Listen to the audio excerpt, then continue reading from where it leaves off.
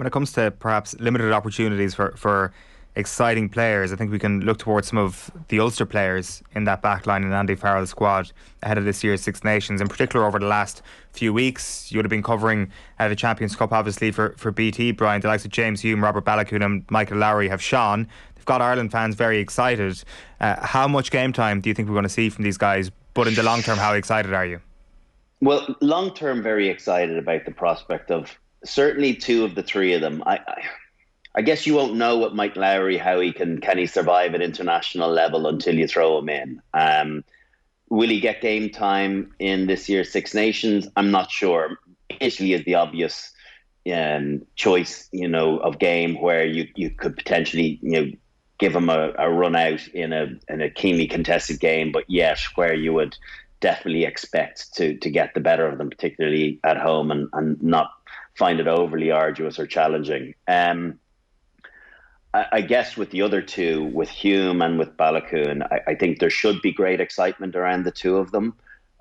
Hume has really kind of sprung onto the scene in the last year in particular. I know he's been there for a little while, but some of his performances, against Claremont, against Northampton, very, very consistent. It feels like he's international ready just from his body size, his shape, his physicality. Defensively looks pretty solid, very, very confident, scoring tries, making line breaks. It just feels as though he's a natural fit into that environment. And what it will do, if he's not selected, it's going to put pressure on Gary Ringrose, on the other centres to deliver or consistently deliver their performances.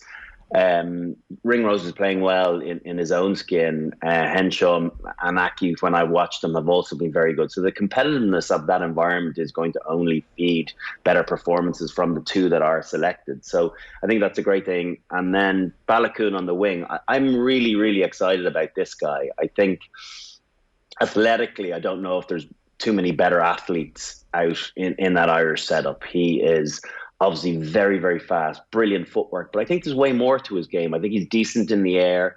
I think he certainly doesn't shirk his defensive responsibilities. I think he's learning an awful lot, and being in an environment with the likes of Keith Earls will be very important to him, of being able to learn from one of the best defensively. So I think as much as Stockdale was the one that burst onto the scene a few years ago, I think there's potential for Baloucoune to really embed himself in this team. And again, a bit like Keith Earls on the way out, Baloucoune then becomes a pivotal player along with Conway, along with Lowe, vying for a starting berth there, and Larmour too. So I think this guy is going to be there for a while, because again, with that speed, you scare defences and that footwork, and you want to get as many of those guys on your team as you can.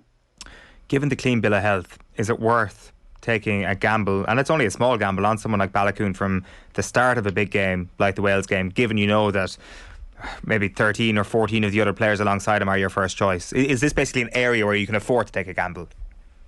Thing is, I don't think it's that much of a gamble with him. I really don't. I think if you looked across the board at other selections, I'd feel huge comfort in putting him into any environment. I don't think that the occasion would be too much for him. I think he's done well for Ireland. He probably needs to get a bit busier, looking for a bit more ball. Was it against Argentina that he was a little bit passive and kind of stayed on his wing a little bit more? And you look alternatively to what the likes of James Lowe did over November, and how often he turned up looking for ball off 9. And I know that's his power game, but Baloucoune has to, rather than holding his width, and there is an aspect of that to his game, he's got to go searching for the ball. When you don't get touches, you got to play your way into the game and not stay cold out on the wing. You got to get after it and build your own confidence within the confines of the game plan. So it does feel like he could definitely fit into the starting 15. I guess you're just looking at the balance of what you want from your back three. In Keenan and Conway, they're not tiny guys, but they're not big guys. And so can you get Conway on the left wing and Baloucoune on the right? Are they very much right wingers? What's the balance looking like? Are you going to get a left footer in there? Obviously, with no Stockdale, no Lowe, who's going to be that second exit option when you have Johnny on the right? So I think there's lots of questions to be asked around the personnel, but it does feel like Baloucoune could definitely go into that environment now and be a starter for sure. Does it feel a little bit as if it's a starter or nothing? Like he's just not as versatile as someone like Michael Lowry, for example. Yeah, I don't think he's going to be. He's not a bench player, is he? I think as a bench player, you've got to offer back three, or Keith Earls obviously plays wing, centre. It is. It's a starting berth, or you're going to be 24th or 25th man for the likes of himself. So just on Lowry then, what are you looking to see from him over the next little while if he doesn't get significant game time to Six Nations? So how does he prove himself to you, to Andy Farrell, perhaps most importantly?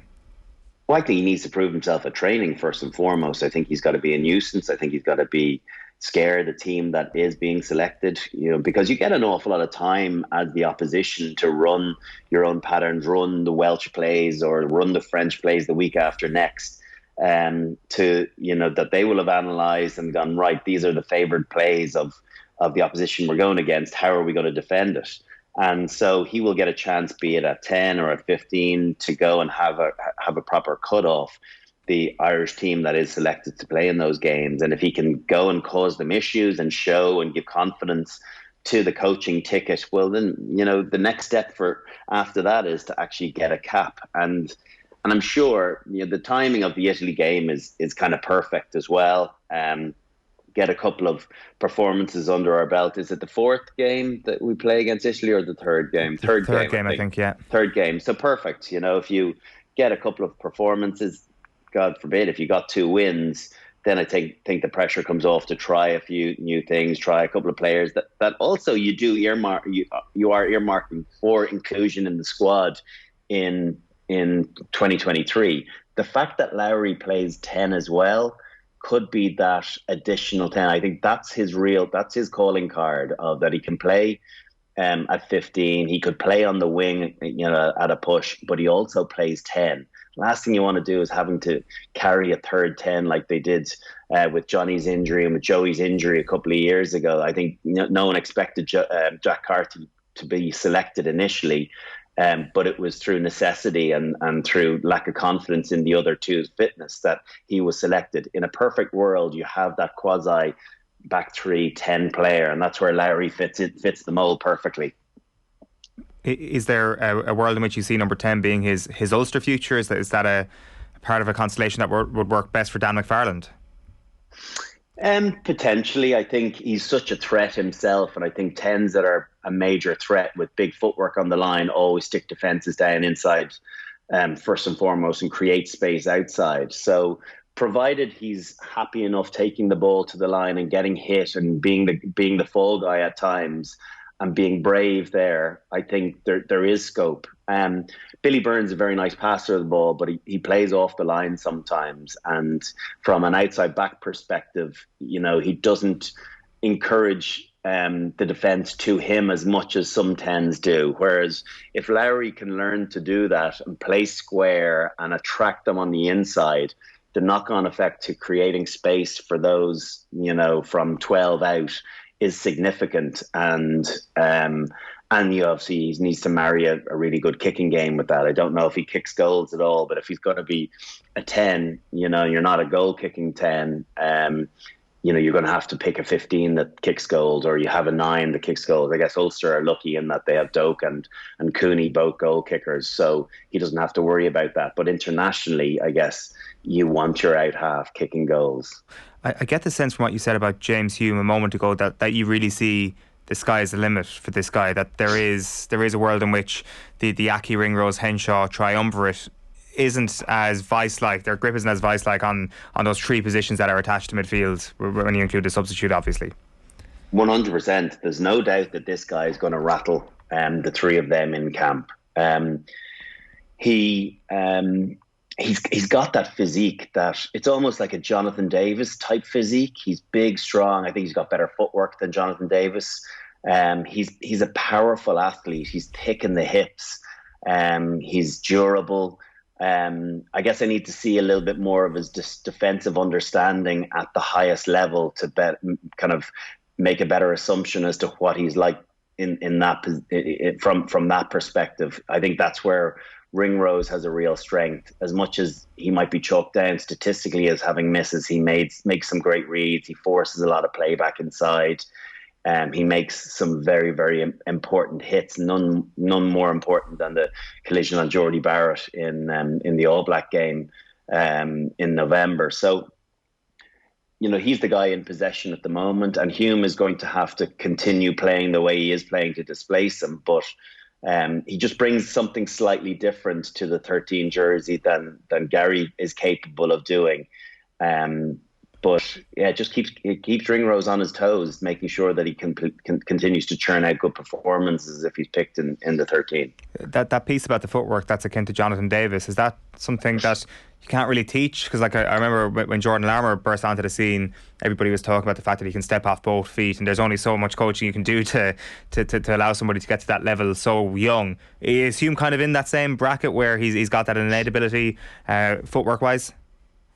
Yeah, I think so. I have a feeling, I don't know if it's left or right, I need to analyse him a little bit more, of a feeling that he has a preference on one foot.